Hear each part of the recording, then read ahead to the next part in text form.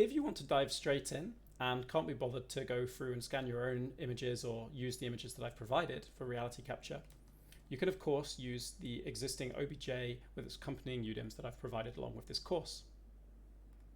So let's begin. First, we need to import the file of the OBJ. And we can see that this will take a little while to load because it's several million polygons. The first thing I need to do is make sure that this is kind of oriented to where the ground should be. So I'm going to do quite simply a transform node, and I'm going to go ahead and rotate by my best guess, which is going to be minus 90 degrees. And that was close, but there's still a bit of a slant, and I do want it to be mostly flat. So we'll try 85, and I think we can say that we're mostly happy. Next up, I want to set up the plane that we're going to be baking against. So in order to make a quick selection of the area that I would like to extract the texture from, I'm first going to convert this polygonal geometry into points. So I'm going to place an add node, and I'm going to say delete geometry but keep the points. Now we can see that when we go really close, we don't actually have any primitives anymore, and the viewport just got a lot snappier too. One thing that I don't like is that the display has become very washed out. And I happen to know that that's because of color space conversion between reality capture and Houdini not transferring when you've got the colors stored inside of your points. So a quick little hack to get this to look a little bit better is we're just going to say v at cd equals pow v at cd. I think it's 1.2. You can also try 0.8.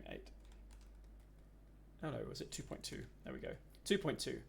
All right, this isn't a correct color space conversion, but you can see it kind of does the trick, and it already looks a little bit more natural, and we can see a lot more of the detail.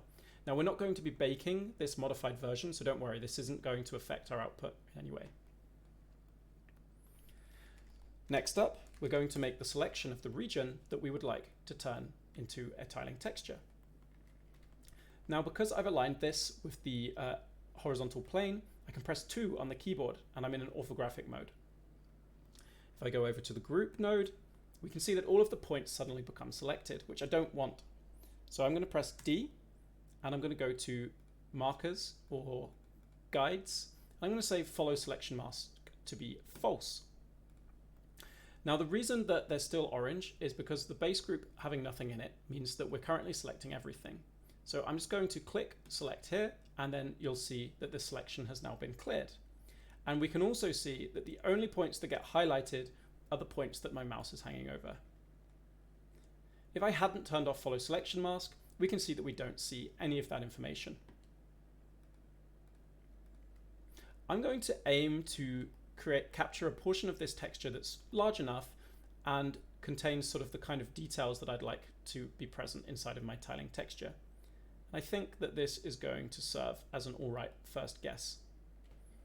When you scan a large enough patch of ground like I've done here, then you could probably extract multiple tiling textures or do 2 patches and then create one kind of uber tiling texture that has less repetition. Now, as you can see, making a square selection is quite hard because there isn't actually a perfectly square selection. But that's fine, because what we're going to do is we're going to put down a bound node around after this group, and we're going to say that we want to bound that selection. Now, this bound is still not perfectly square. If I was to make a wider selection, we'd see that. So maybe for the sake of the demonstration, we can see what that does. We can see that we're still not getting a square, and I want to bake to a perfectly square texture. So the little trick here that I'm going to use is I'm going to put down a new grid to the side, and then I'm going to put down the match size node inside of Houdini. I'm going to say that we want to move the grid to match the bounds. Then, last but not least, on the match size, we need to make sure that we're not only translating, but we're also scaling to fit. And there we have it. Now you can see that we have a square texture inside of our selection region.